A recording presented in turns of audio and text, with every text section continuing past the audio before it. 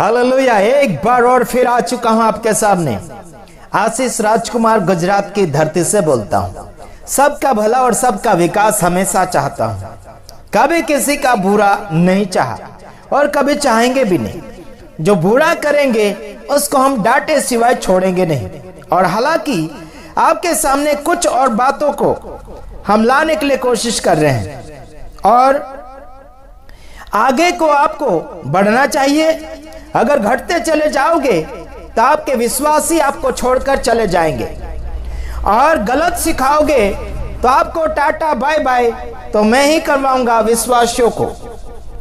Hello, ध्यान दीजिएगा मेरे तमाम भाइयों बहनों, क्योंकि मैं कलीसिया, बिगड़ी हुई कलीसिया को सही मार्गदर्शन देने के लिए कोशिश कर रहा हूं। बीते हुए दिनों में हमने बहुत सी ऐसी बातें छेड़ी थी जिसमें लोगों को समझ लेना चाहिए था, बल्कि नहीं समझा तो हम उसमें क्या करेंगे?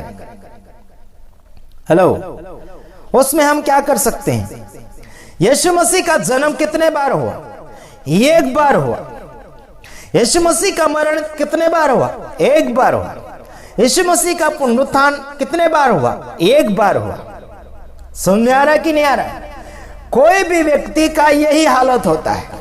आप और मैं जब जन्म लिए तो कितने बार जन्म लिए? एक बार जन्म लिया। और मरोगे तो कितने बार मरोगे? हाँ जी, शरीर के हिसाब से एक बार मरोगे। हाँ जी, लेकिन बाइबल में दो मरण बताता है, यानी कि संसारिक और आत्मिक। हाँ जी, हम अभी ये सीख रहे हैं कि एक बार मरना है, एक बार पैदा होना है और एक बार न्याय होना निश्चित है। ऐसे कलाम में लिखा गया है, एक बार जन्म, एक बार मरण, एक बार न्याय। तो फिर ये लोग जो बिना जाने बिना समझे जो कर रहे हैं, यीशु मसीह का जन्म बार बार। हाँ, मैं क्या बोल रहा था आपको? एक बार जन्म होता है, एक बार मरण होता है, एक बार न्याय होता है। समझ में आ रहा है कि नहीं आ रहा है? किसी का भी बर्थडे नहीं मना सकते हैप्पी बर्थडे करके, जन्मदिन मुबारक करके।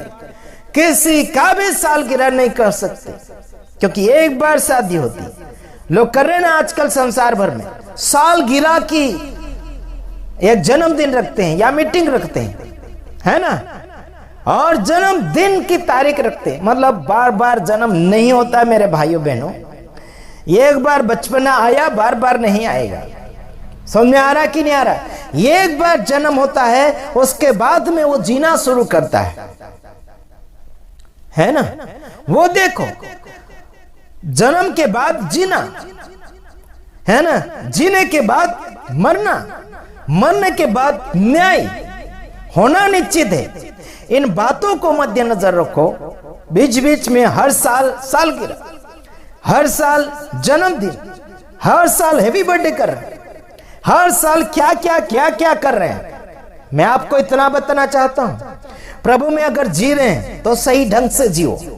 इन त्योहारों और सनों या फिर सालों या महीनों या समयों के पीछे बार बार मत पड़ो। कहते चला आ रहा हूं, फिर भी आपको समझ में नहीं आ रहा है तो मैं क्या करूं उसमें?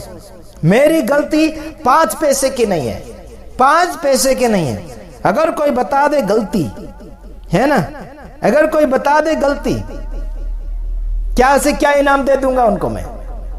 हाँ, क्या आपको नीति वचन पढ़ना आता है?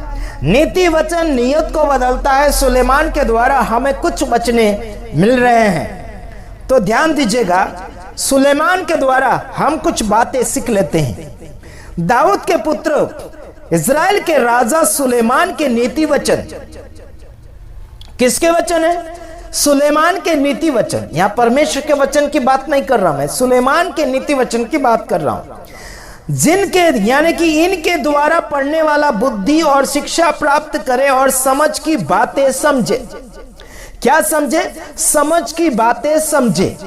पढ़ने वाला क्या क्या करेगा? बुद्धि प्राप्त करेगा और समझ प्राप्त करेगा और समझ की बातें समझेगा।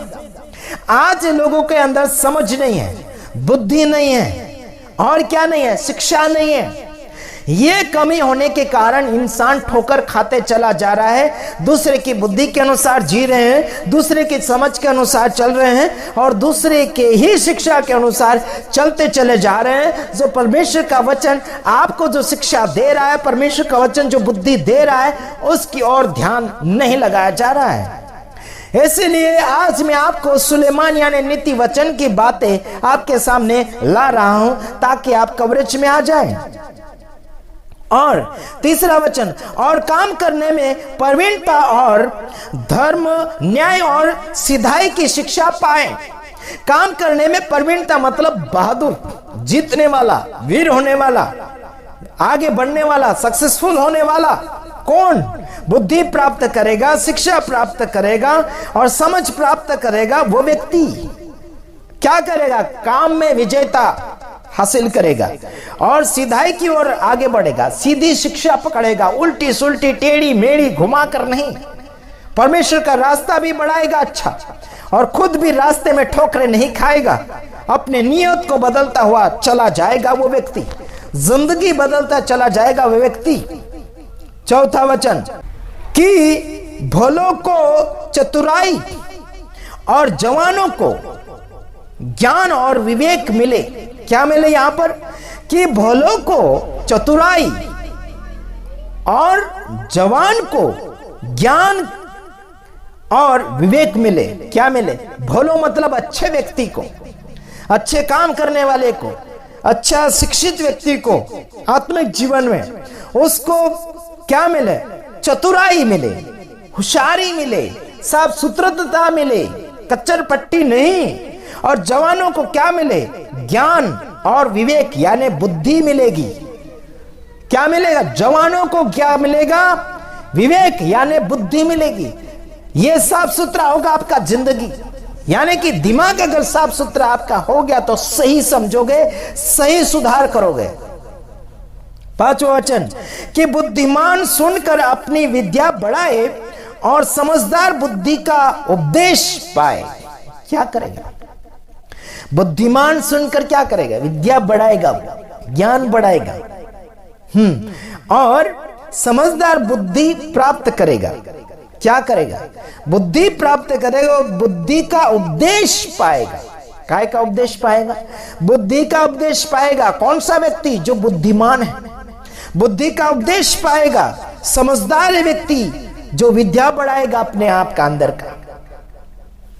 हेलो, समझने की ताकत आपके और मेरे अंदर होना चाहिए। महाराष्ट्र या फिर मध्य प्रदेश के अंदर बहुत ही अच्छी एक शिक्षा चल रही है। उस शिक्षा का नाम है खरी शिक्षा। बॉम्बे के अंदर से भी कुछ लोगों ने खरी शिक्षा स्टार्ट किया है ना, उनका भी नाम है खरी शिक्षा, यानी कि मसीह मंथन।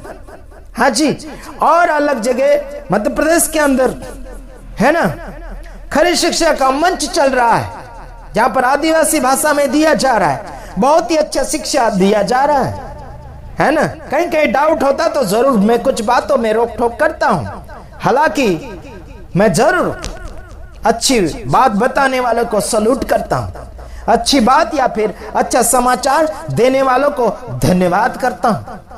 आगे देखिए 7वां वचन, यहोवा का भय मानना बुद्धि का मूल्य है। बुद्धि और शिक्षा को मूल ही लोग तुच्छ जानते हैं। परमेश्वर का भय यानी कि यहोवा का भय मानना बुद्धि का मूल यानी जड़ है, शुरुआत है। और मूल ही व्यक्ति जो क्या करता है, और बुद्धि की शिक्षा, और मूल ही लोग तुच्छ जानते हैं। मूल मतलब पागल, मूल मतलब मूर्ख, ना समझ व्यक्ति को मूल कहा गया है। ना समझ व्यक्ति, मूल व्यक्ति पागल व्यक्ति है जो अच्छाई को बिगाड़ता है, जो अच्छाई को तोड़ता है, जो अच्छाई को बेच देता है, अच्छाई को गंदगी में मिक्स करता है। उसे कहते हैं मूल व्यक्ति ही जो नहीं समझता है, नहीं मानता, नहीं उसके अंदर बुद्धि है और नहीं समझ है। मूर्ख व्यक्ति के अंदर समझ नहीं होती है,